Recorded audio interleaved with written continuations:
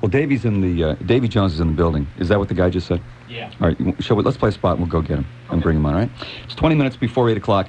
Bob and Sheri, Sunny 107.9. We'll be right back with Davy Jones. Don't make a... It's 18 minutes away from 8 o'clock, Sunny 107.9. You hear the Monkees song in the background, and that means we're going to give a nice round of applause to Davy Jones, who is with us right now, the star of Grease, which opened last night in Charlotte.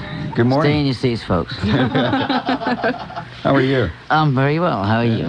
Great. It's a nice Carolina morning. It is, yeah. Yeah, it's great, because we were up in Canada last week. It was a bit chilly. Was in it? Cleveland. Yeah. And then your old hometown, New Haven. Which you think is a dump. No, it's not necessarily a dump. It's just a sad city, because the college has taken over the whole place. And you know, colleges these days are more business than anything else. Yeah, you're so, right. you know, the outlying areas is just like, it's verklempt. Do you have any memories of the Carolinas when you were with the Monkees? You guys toured for a while. Did you come through here? Yeah, well, you know, I've been all over the country, but mostly from a tour bus. You see, that's the best way for us to travel, was to get on a bus in the morning, or in the evening after the show. Travel mostly through the night, sleep on the bus till 7, 8 in the morning, get up, get into the hotel. Basically, there wasn't a lot to do because we're doing one-nighters. But we were able to, on weekends or on a day off, go to different places. I can't just be specific about where I went here, but I've been here before. Well, it was the 60s. Yeah, and that was, and we did come on in steam-powered mule train at the time. We had things looked a little different. Yeah, right. In fact, our amplifiers were run by steam. A lot of people don't know that. You know, there was a guy at the back stoking the old fire there and boiling away. We plugged them in. You got to be careful putting those plugs in because you burn your fingers. You know, it was quite an amazing thing. But well, I went to see the guys. They're all in the home back in Hollywood, California. They're doing great. You know, I went over to them and said, "Do you know who I am?" They said, "Ask the nurse, she'll tell you." So they're doing fine. They're fine. So we got those three guys out of the way, Larry, Moe, and Curly, and go on to more important business. There's a lot of love and respect for the past. I love those guys. I love those guys very much. I wouldn't give them one, but I love them. But yeah, they're great. No, we're in touch. Mickey and I were in Las Vegas about a month ago. Really? Or it was 6 weeks now, actually. And we were playing the Sands Hotel. We have plans to get together and work together, you know, doing Monkees songs and new songs and travel all over the place. The Monkees reunion. It's the 30th, right? Yeah, coming up. Don't you love hearing that? Yeah, that's great, you know, because not too much time left. How long can you stoke these fires, you know? I look forward to that because it's sort of like... it's very nostalgic for one thing, and we've all grown up a little bit. We've all experienced a lot of the same things, so therefore we're able to communicate with each other a little bit better. And I mean really basic stuff like, you know, changing diapers and picking up kids at school and marriages and divorces and, you know, we could compare alimony notes and things like that. No, but there is the lighter and nicer side to the whole thing is that we've all grown up a little bit. We were 20 years old when we did it, and now, you know, I'm the youngest. 25. And I'm the youngest, yeah, and I'll be 50 next year. Actually, I'll be 49 in December, so I will be 50 next year. I keep getting this from my kids. I got 4 daughters, all girls, and... and they're very supportive, and you know, they've all gone through this monkey sort of thing where they've seen me on the TV, and they see people sort of making more of me. You know, when you get to be sort of famous, so to speak, you know, from the Monkees, Davy Jones, you become more attractive, and you become more intelligent, you know, and you become more sort of everything. And you're not really. It's just what happens from the TV exposure and radio and your records being played. So you're just really regular if you're sensible. And I think that's why I've been here for around and working for about 35 years, actually. Now, you started off on Broadway as a child, though, right? Yeah, I was born on Broadway, actually, in a shoebox in the middle of Broadway. It was unbelievable. I spent my first 3 or 4 years begging on the streets. Finally got a job as the Milky Bar Kid and did TV commercials. I started in England with the BBC in radio. You know, the entertainment when we were kids growing up was radio. We all sat around on Wednesday night listening to their favourite serial, or we all sat, you know, sort of like at a certain time of the week where we'd all sit as a family and listen to a, you know, sort of like a suspense drama or something.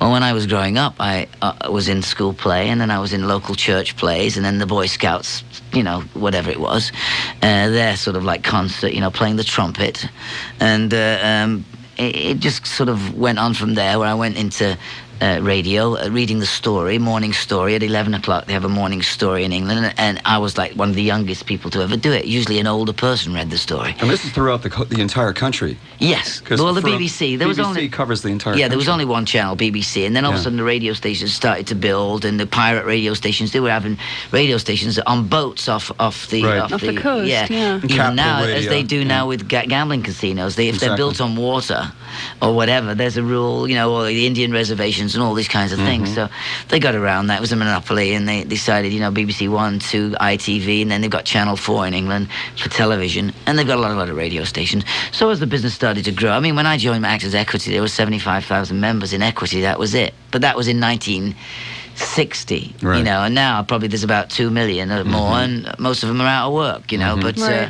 you know, life goes on. I've been very lucky. I'm a working actor. I'm here with Grease. We'll be here all week.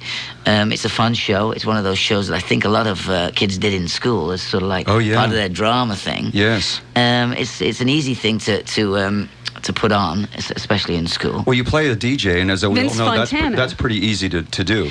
Well, no, it's easy to do in a sense. It is for me, because it's not sort of like when I play Jesus in Godspell. You know, I'm on the cross at the end. I'm not expecting them to shout, "Give us Daydream Believer" before you go. You know, I mean, "Oh God, I'm dying. Give us Daydream Believer one more time."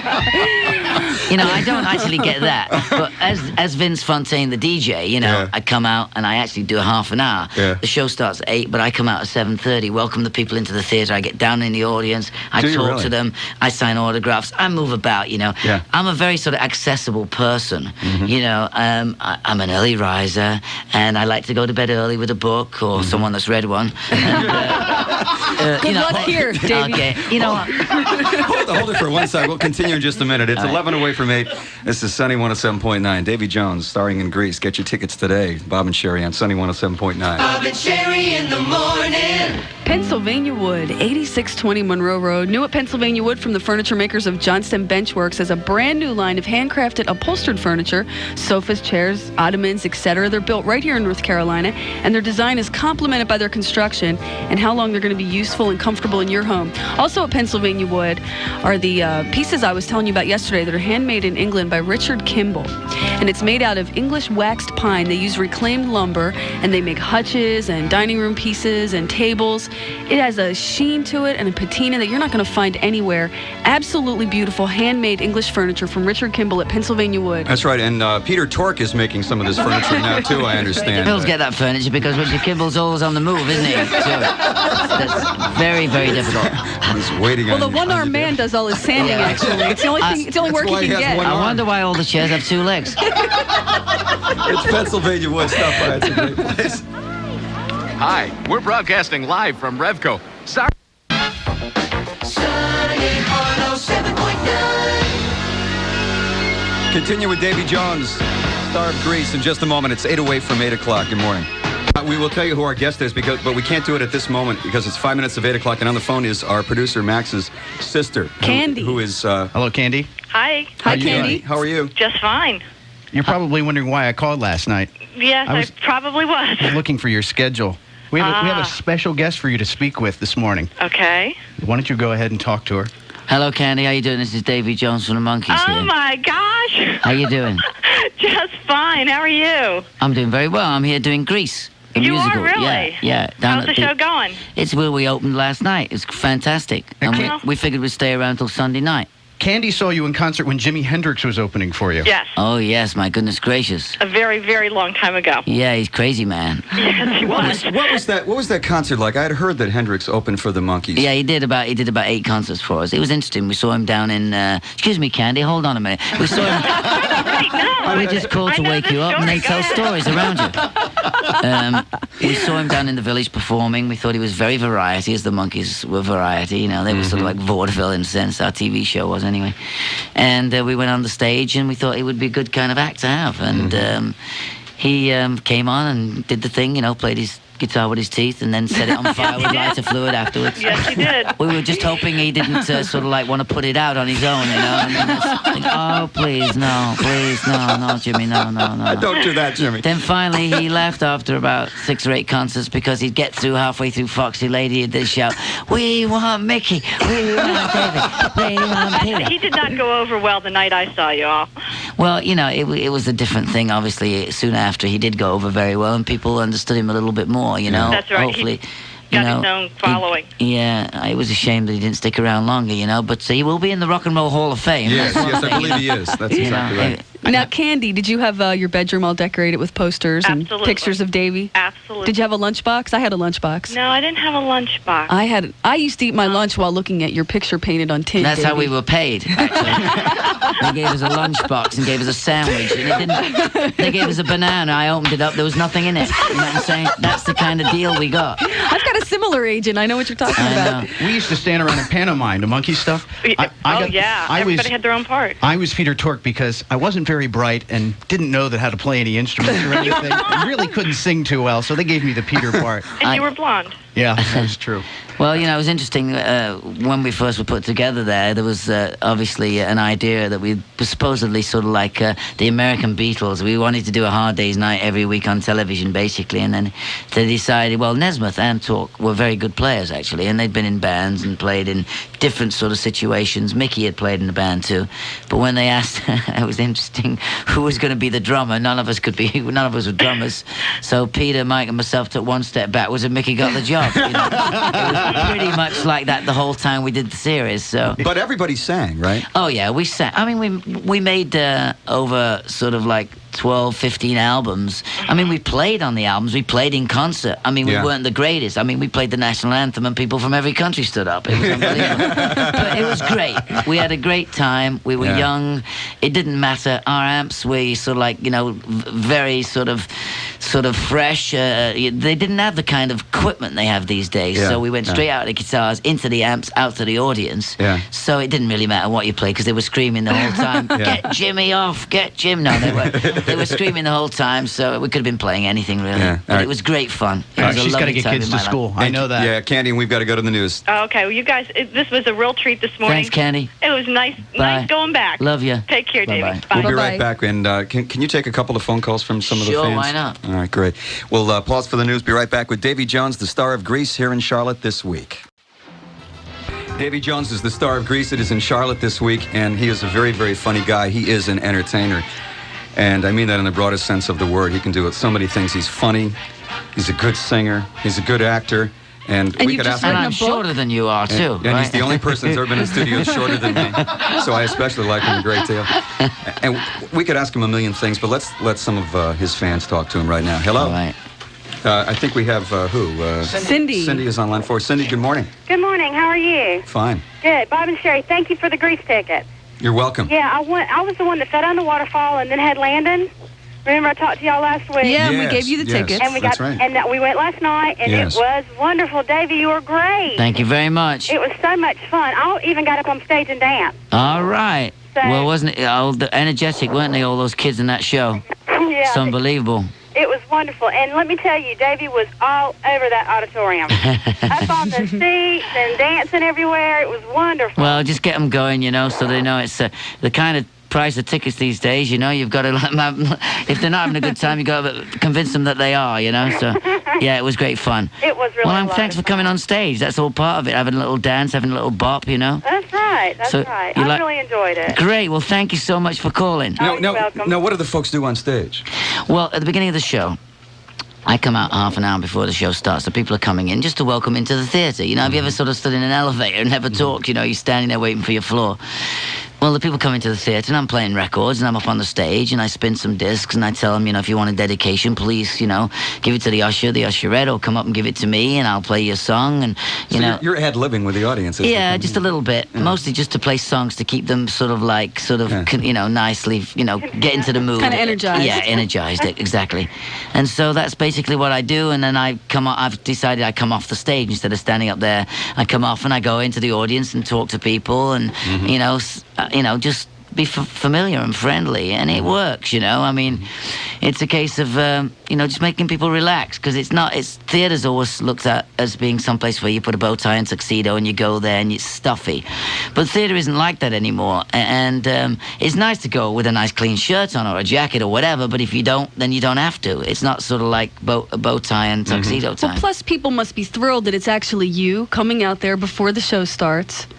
It's nice for me too, because you don't need to do that. You don't really have to do that. You're doing that because you enjoy it, and people can sense that. Yeah, the purpose of me doing what I do as an entertainer is so that I can meet people, talk to people. If I only learn one good thing during a day or say something that might help somebody else out, then that's worthwhile. This is why I do it. I mean, I can do it since I was a kid, and when you're a kid and you act and you sing and you dance or do whatever what you do, you know, it becomes a normal matter-of-fact thing, and I've been doing this for a long, long time. Natural entertainment. I don't really look at myself as anything more special. I said earlier on, you become special in people's eyes, but really, I'm just lucky. I'm lucky to be doing something I enjoy. Now I'm doing Grease, and that before I was doing the Monkees, and I've toured around the world with my band, and I do TV shows. I just did the Brady Bunch movie, which will be out in March. That is I was wanting to bring that up with you. My favorite, question. we were talking yesterday about what our favorite Monkees episode was, and for me, hands down, when you went on the Brady Bunch and took Marcia to her school dance. Look what you've done to me. The envy that I felt. Like, how come the Bradys get everything? To me. With your smile, you did it, girl. I'm telling you, girl. Yeah, right, I sang it on the movie. Now, what's the greatest irony? Maureen McCormick, Marcia Brady's doing Grease in New York. So you see, this is it. Right. Yeah. There's a lot of television people going onto the stage, and it's a good thing because really we got to reintroduce people to the theatre with the videos and all these kinds of things that happened at home, that are things that take people out of live situations. Right. It's sort of like taking the time. There's people driving to work, listening to you in the mornings. It humanizes They it, make a point of doing it. They hear something, they get a bit of information, they hear the weather, they hear the news, they hear somebody coming on talking about Grease or whatever it might be. So it's a way of communicating with the world, even if you're sitting in your car on your own. With us, Right. You've got company. With us right now, we have Pam with us, as a matter of fact. Hello, Pam. Pam? Pam, are you there? I am. Hello, how are you doing? Fine. Hey, Davy. What's going on then today? This is so neat. I just feel like I'm 13. I feel like I just want to go. Ah! Go ahead and do it, Pam. You did it. Okay. So what are you doing today?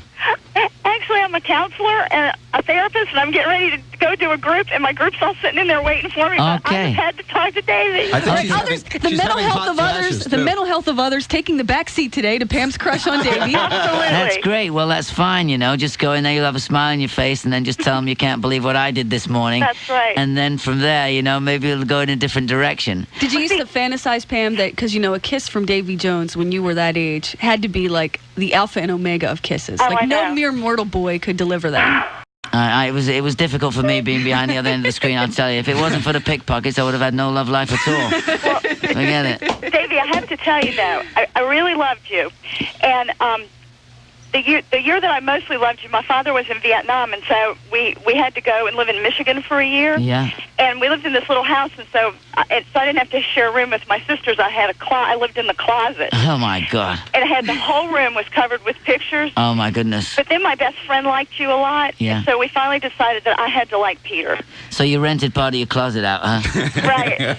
So you're saying that you lived in blew a him off. closet decorated with Davy Jones's picture. Yes. And then in a supreme act of self-sacrifice, you gave him up for Peter. Peter.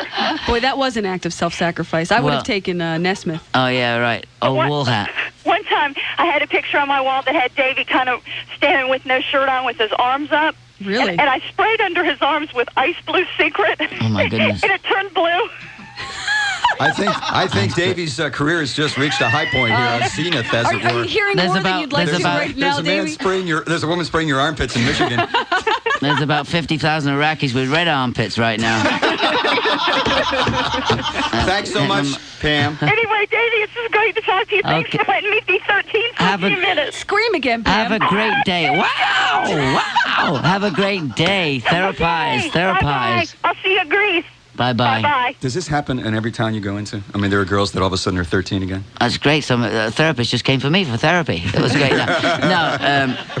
No. I mean, it happens sometimes, but in different ways, you know, where people sort of recognize me and say, "Excuse me, but are you Dudley Moore?" You know, I say, "No."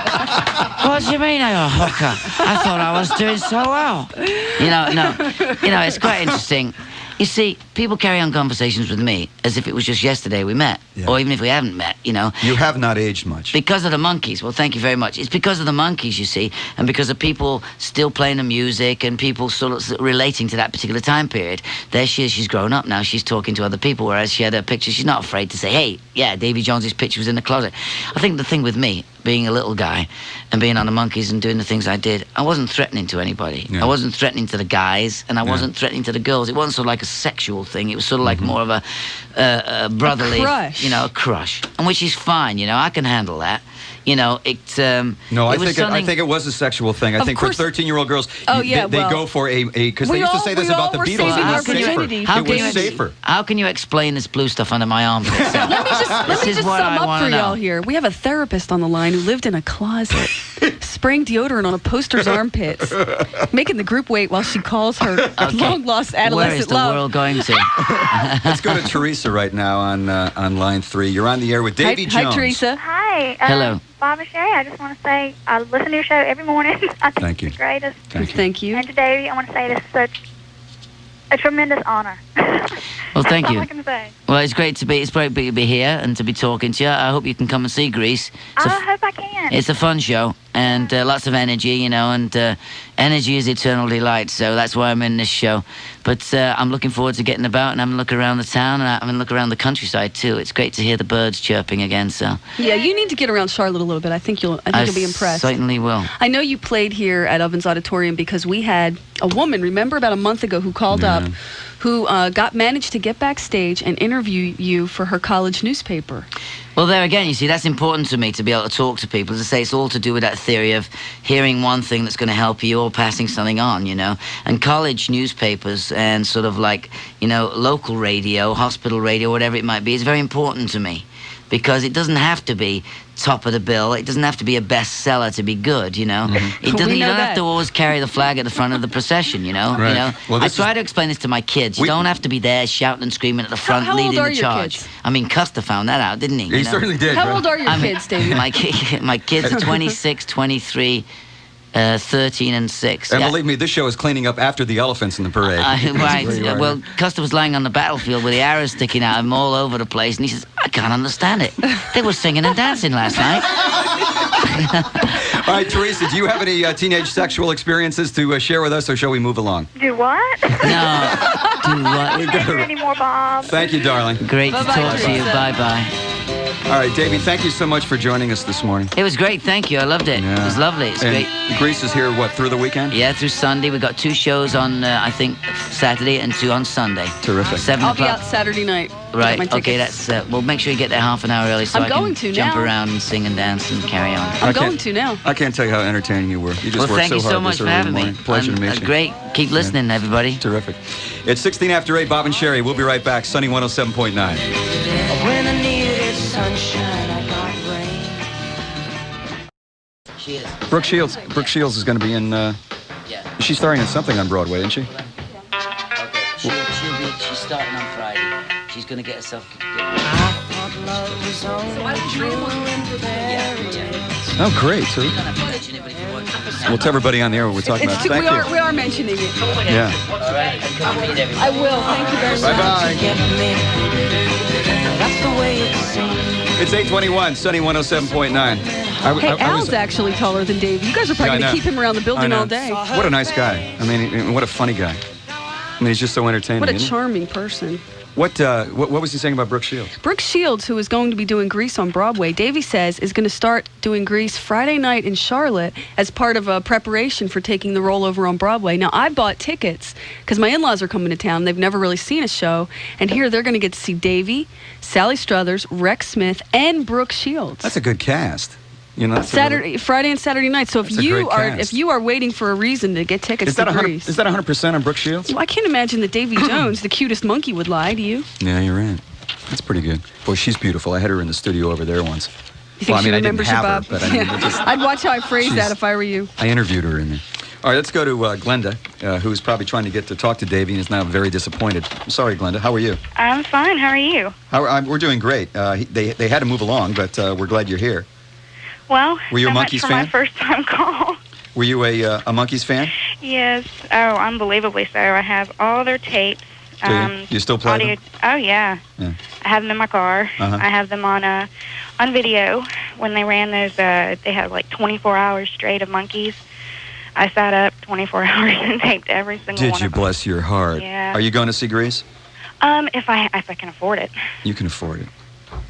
Any woman who can sit up all night, 24 hours, and watch Monkees. Go to a matinee. The tickets are cheap at matinees, Glenda. Really? Yeah. Where's it playing? It's at the Belk Theater at the North Carolina Blumenthal Performing Arts Center in Uptown Charlotte. And you can call Ticketmaster. I think the number is 522-6500 and get matinee tickets for Saturday or Sunday. That's the affordable way to go if you're on a budget. Yeah. And it's going to, look at the show that you're going to see. Look at the cast that you're going to see. Oh yeah, it's a great cast. And everybody loves to play Grease. It's not like I'm sending you to some bizarre experimental Brecht piece. You're going to love this show. Everybody loves it. All right, Glenda, thank you. And say hi to him when you're there, all right? He'll come out and say hello to you. Okay, thanks. All right, dear. Bye-bye. Bye-bye. Over to Debbie right now. Hi, Deb. Hi there. How you doing? Fine. Great. This is my first time calling. Yeah, welcome, Debbie. Welcome to Bob and Sheri. It's 8:23. What's on your mind? Well, I would like to talk to y'all, but I wanted to talk to Davy, too. I was, of course, a big fan when I was a little girl. Yeah. And my husband just told me he saw the Monkees as a backup to Jimi Hendrix. That's what we were talking about a half an hour Yeah. ago. I know. Isn't that amazing? So that's a long time ago. But I was going to tell you that... I know another weird combination they had once. The Who opened for Herman's Hermits. yeah, that is You're strange. kidding me. The Who opened for Herman's Hermits. So the Who came out and did like Baba O'Reilly while the Herman Hermits were doing Henry VIII I Am. Blew What up a the night. amplifiers, and then on came Herman's Hermits. What a night that must have Well, I been. wanted to tell y'all that... I wanted to tell Davy that my whole family, for the first time, all five of us, my husband and my three kids, were just in the show The King and I in Monroe. That's the first play that we've ever done. So that was a real big Bubbles, experience. bangles, bright shiny beads. That's a great play. So that was a fun experience. Yeah. Well, good. All right. Well, go see Grease. I think you'll enjoy Well, it. I'd love to if we could scrounge up $100. So we'd love to go see Grease. All right, Deb. Thank you. Thank you. Let's go over to Dan. Don. Don. I'm sorry. Hey, Don. How Good are morning, Bob. How are you? you? I'm doing great. How are you? Good morning, Sherry. Good morning, Don. I want to tell you a story about not the Monkees particularly, but the song I'm a Believer. Yeah. Okay. I was 21 in the military, stationed at Wright-Patterson Air Force Base, Green, out of the mountains of West Virginia, and I was at the Air Force Base for the weekend, and I went into the NCO club on Friday night, and there was a go-go dancer. This is back when go-go dancers were the big thing. Yeah. Short skirt, white boots, Up on long blonde hair, Up on a platform. up on a platform. Her name was Cindy. Mhm. I remember it vividly. Mhm. Every time I hear the song I'm a Believer, I go back to that place. And you think of Cindy. And I think of Cindy. Yeah. I heard mean, y'all you- play it a while ago, and it brought back memories. I was in the club by myself on Friday night because I was stranded there, no transportation. Yeah. What happened then, Don? It was just me and Cindy, and she Yeah. danced for me all night long, and I think the only song she danced to was I'm a Believer. But let me tell you, she made me a believer. Was she in a cage by any chance, Don? No, it was very informal. I spoke to her. I was very bashful, so I didn't try to buy her a drink or anything. It was just kind of like a fantasy come true. You just watched her dance all night long. All I'm night a believer. long. And you were a believer, yeah. And I'm a believer, and every time I hear the song, I go back to that empty NCO club and Cindy up on the little stage dancing with her white patent skirt and tall boots, and I love it. Were her breasts very pert? Did you happen to notice that? Don't Well, stop. now, Bob, you got to realize, back then, just seeing a short skirt and high boots was a real thrill. And there was You know, nobody. She was dancing just for you. Yeah, just me in the club. And you never went out with her. No, I didn't even, we didn't even speak to her, really. I was too bashful. She was a goddess. She was a Exactly, goddess a up there. vision. You didn't think you'd ever measure up, did you? Oh, no, she was a vision to me. Yeah. Topless dancing then was nothing, nobody ever heard of that. That's So right. she wasn't topless. No, no, no, Oh, it was just go-go She dancers. was fully clothed. Matter of fact, had a turtleneck type top on. You know, they ought to bring that back, go-go dancing. Get rid of the topless thing, just go-go dancing. you know? Exactly. I think The average girl I can, think clothes do are that. not just that, but I think clothes are a lot sexier for what they reveal and for what they hide. I think Exactly. a naked body just looks like it's anatomical. Something, and there aren't many beautiful bodies. Yeah. They can be very sexy, but there aren't many beautiful bodies. But So you clothe them, and they're great. So this was how many Because years there's ago? some This is mystery. 25, I was 30 20 years ago. I was 21, and I'll be 50 next week. And you can still see her face? I can see her perfectly. Long blonde hair down to about the middle of her back. Yeah. Have you ever told your wife about this? Well, my wife is gone, but I've told other people. Yeah. I mean, Cindy, every time I hear the song, Yeah. I go back there. Yeah, isn't that amazing? Music is a real marker of time that way, really isn't it? is. I mean, it takes you right back to exactly. I can think of where I was in cars when I hear certain. I was in a certain street somewhere when I hearing certain songs. You know what's interesting about that? Was it that song "I'm a Believer" that Neil Diamond wrote? Yeah. That was the Neil Diamond. I didn't even know that. Neil Diamond wrote that song. Yeah. I didn't know that. Yeah, that's right. But it took me back, and I had an alter ego. I had a Corvette then, and here I was, a little guy with the nerdy glasses driving around in the Corvette. Yeah. But all right. Well, listen, I'm glad we brought back a few memories for you this morning. You did. All right. Thank Don. you. Okay, Bye. buddy. Bye. Then I saw her face. He's got a great voice. All right, let's take another call because it's we can squeeze one more in, can't we? I think it's so. Robin on line 3. Hey, Robin. Hey, good morning. How are you this morning? I'm just fine. Thanks for putting a little male fantasy thing going there, Don and me. Just want to let you know I went to go see the show last night. Yeah. It was fantastic. Does Davy sing in the show? Yes, he does. Yeah. He does a little bit of singing when he plays Vince Fontaine, and they get very interactive with the audience. Yeah. And it was great. But I did want to tell you a little story about last night. Yeah. I'm very pregnant right now. Mhm. And I started cramping last night and having some spotting. I got the tickets for my husband for a birthday present. Throughout the whole show, he kept saying, "Are you okay? Are you okay?" Oh, I no. feel like he really didn't enjoy the show as much as he would have because he was so worried about me. So Yeah. you didn't go into labor, did you? No, but we're worried. How far along are you, Robin? I say 8 months. My doctor says 7. Now, have you called your doctor about these symptoms? Not yet. Well, we need to, Miss Robin. We need to. Cramping? Maybe. Did you say you were bleeding? A little bit of spotting, yeah. We need to call the doctor this morning. It's happened a few times, and they expect me to go early, so Is this your first child? no. So It's you're an my- old hand at it now. Well, not that old. How many have you had? I have, this is my second. Okay. Yeah. Call your doctor this morning. I want you, in fact, get off the phone and call your doctor right now, okay?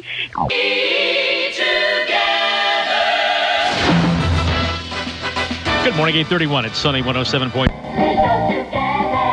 Hi, Mike Collins here Tuesday night. Grease came to town and opened for a week run at the Blumenthal with Sally Struthers and Rex Smith, and our guest on Wednesday at 3, Davy Jones of the Monkees. So we'll talk to Davy about his acting career, his role in Grease, and what life was like back then when he was a teenage idol. 3 o'clock Wednesday. Join us.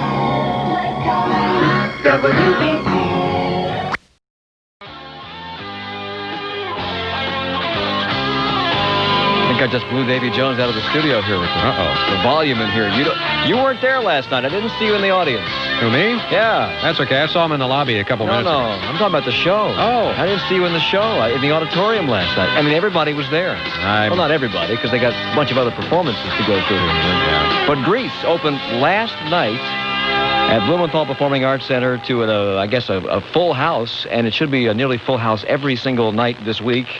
And Davy Jones, who is one of the stars of Grease, along with Sally Struthers and Rex Smith, has joined us this afternoon. Welcome to WBT. Thank you very much. You've Lovely been- to be here. You've been making the rounds this morning or today. Well, I went to a couple of radio stations this morning, and we did a little TV show, a little spot. But, that's part of the game. We've got to let people know we're here. It's no good coming to town and sort of, Hiding sitting out. in the hotel room, Yeah. flashing the channels. No. You've been doing this for a very long time. You've been in show business since you were, 11 years old, something like that? Yeah, I worked for the BBC reading plays and morning stories, and the plays were great, being a little kid, being... The best thing about it was I was able to get out of school to go do them, Was that something that you wanted to do when you were 11, or was that something your parents got you into? How did that happen? How did In a that begin sense, for you? yeah. I'd done it like most kids at school, in the school play, the Christmas Nativity and the Boy Scouts, I was part of their sort of like potato pie supper, we used to call it, in the Boy Scouts, where they put on potato pies and the mums and dads came and they put on a show, and then afterwards everybody sat around and had some potato pie, It was called a potato pie supper. And I used to play the trumpet, so it's a, cornet solo by D. Jones. I still have the program. My aunt actually wrote up to the BBC and said, Dave's a good little actor and you should have him on your shows. So I went down there and they auditioned me, and sure enough, I did some radio with the BBC.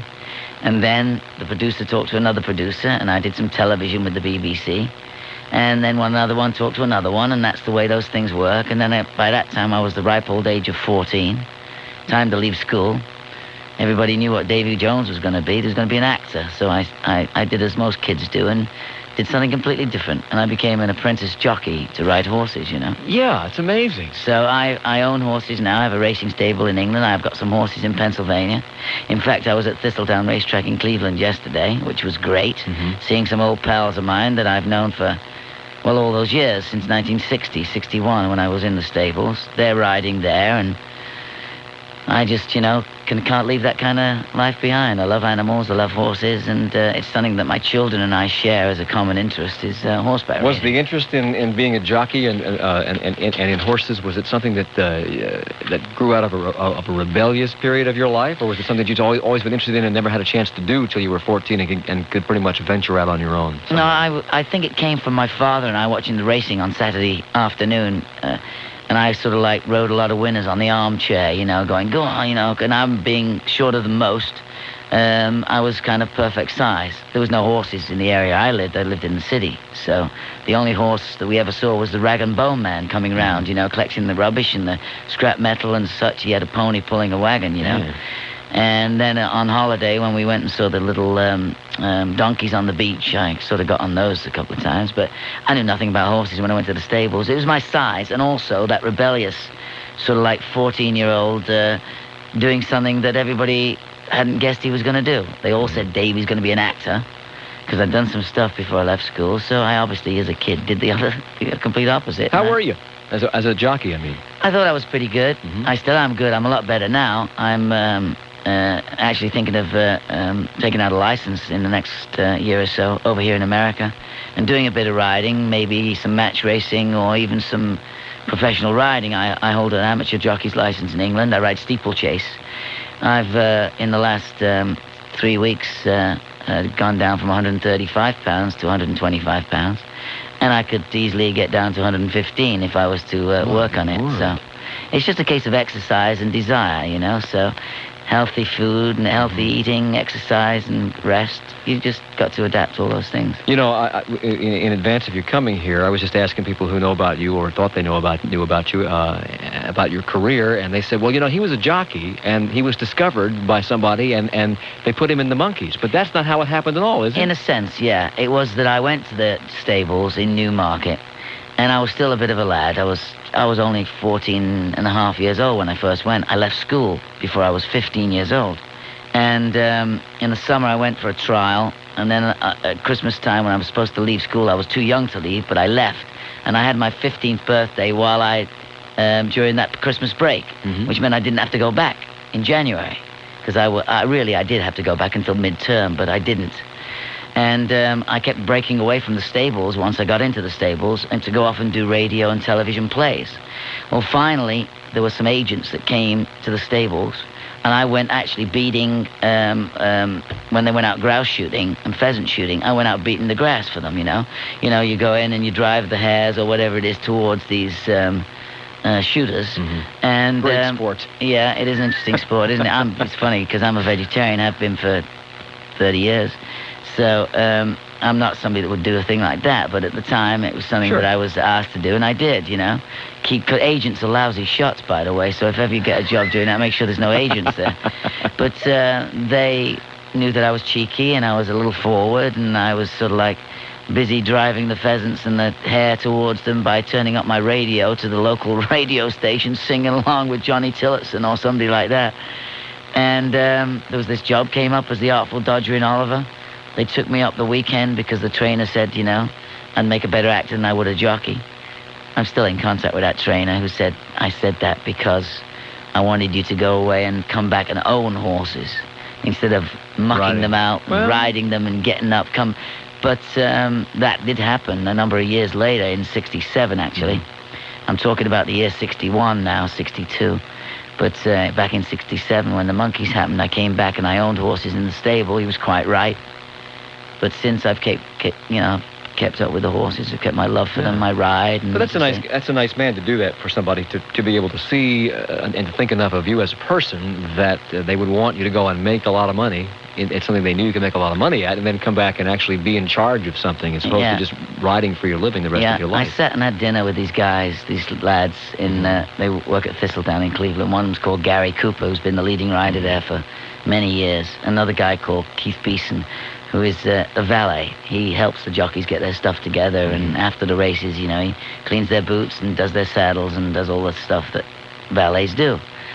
Anyway, we were sitting talking, and they were basically sold, both of them, to another trainer during the period of time that I was there. Soon after I left, this one jockey, Gary Cooper, was actually sold from one training establishment to another for money. And so was Keith, because they were both little jockeys. So they're like players on a team. You get sold from owner to owner, right? Yeah, right. Not like, unlike the movie studios in those days, in the early 60s, where they were still licensing other studios to use their artists. So it was quite an interesting process and quite an interesting life I was in line for, which didn't work out. But I still have great ambitions with horses. As I say, I'm now at the moment got it in my mind for some strange reason that I'd like to go back to the track next year. Now, it's a bit late because I'm 48 years old. However, I am fit and healthy and sober. So it's something that I know I can do, so why not? What's the life expectancy, not in terms of number of years lived, but in terms of the number of years a jockey can actually be productive? Well, when Willie Shoemaker retired a number of years ago, he was 61 years old. Oh, my gosh. So you got plenty of time left. Yeah, but the only difference would be, sensibly, if a trainer was listening now or a jockey was listening to me talk now, he'd say, wait a minute, guy's 48 years old. These guys have been on the track for 25, 30 years, or even 10 years, or even 4 or 5 years. Very dangerous game. You've got to prove that you're able to handle a horse, you're able to, be in any position on that track amongst horses that are traveling 35, 40 miles an hour, that are actually, at one particular point during their gallop, they're off the ground. You run into somebody while they're off the ground, there's a lot of problems there. One horse hits another one comes down, people can be hurt and injured. So I wouldn't just sort of say it cavalier style and say, oh, I'm going to be a jockey. It's not one of those things. It's not like a guy that's been an actor all his life like I have, turning around and say, one day I'd like to climb Mount Everest. Well, you could do that if you had help and this is something else. This is an animal with a human being sitting on top of it. It's a very dangerous sport.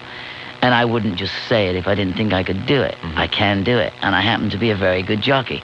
But whether I would be able to it's sort of like all of a sudden the basketball player going off to play baseball, Michael Jordan. Yeah.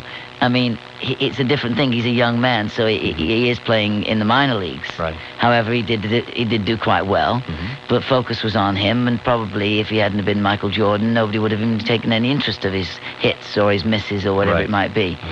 I don't want to just go back to the track and just get up and ride nags.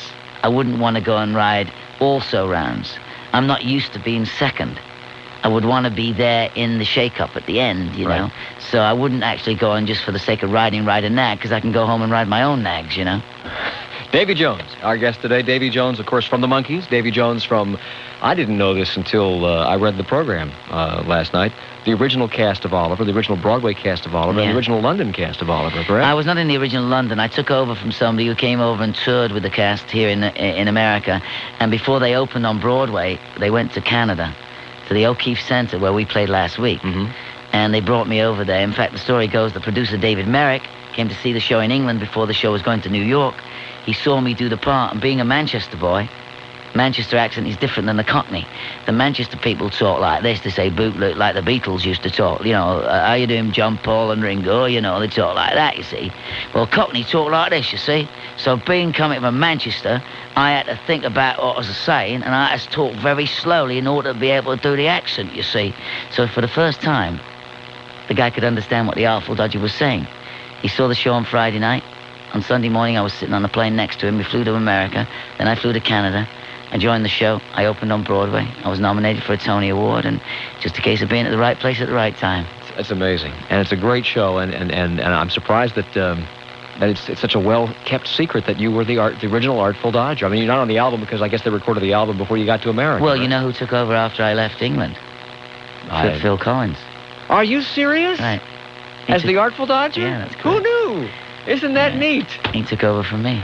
I want to talk about the Monkees. I got to take a break here for a second. I'm going to talk about the Monkees. We're going to open the phones, let you folks out there talk to Davy Jones, our guest today, who's in town to be in Greece, along with Sally Struthers and Rex Smith. That opened last night. It plays through Sunday with 2 matinees on Saturday and Sunday, and 2 evening performances on Saturday and Sunday, plus tonight and the rest of this week. Although tickets for tonight, I'm told, are scarce, but don't let that hold you back. But there's an added bonus, I must add. What is it? What is that? If you want to come see the show this weekend, we have a very special guest who's going to be joining us on Friday, Saturday, and Sunday. You're putting a lot of pressure on this girl, aren't you? Not at all. Okay. Absolutely no pressure.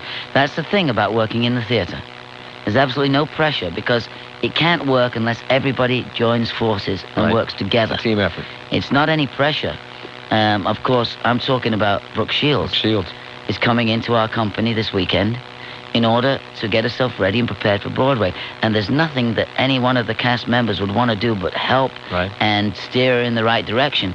She probably won't need it. She's an accomplished actress. Mm-hmm. She's a beautiful woman, and she could probably do this part standing on her head. So if you've already, had plans to go somewhere else and you want to see either, myself or Brooke or Sally or Rex, hey, it's not just us guys. There's a cast of very talented kids. And it really is. When we come back, we'll talk about the production before we get to the Monkees, because the productions are, I think, a really well-staged, really tight production. It really works nicely, and it's very colorful. And that was a Tuesday night. Yeah, it was opening, it was opening night last night. And you say, well, they've been on tour, they've been doing this in Toronto and Syracuse, etc., but you're in a new town, in a new space, in a new theater. We've traveled, we've been traveling, and, it takes a little bit of time to warm up, Yeah. If the guys were 50%, it would still be good. That's right. Tonight, they'll be 150%, and it goes better and better throughout the week. I got to take a break on it. We'll come back. 372-1000 is the number for tickets, by the way. 372-1000 number for tickets for Greece at the Blumenthal Performing Arts Center uptown. Our number is 570-1110, toll free 800-WBT 1110, or star 1110, a free call on Bell Atlantic Mobile for our guest, Davy Jones. After a day like yours,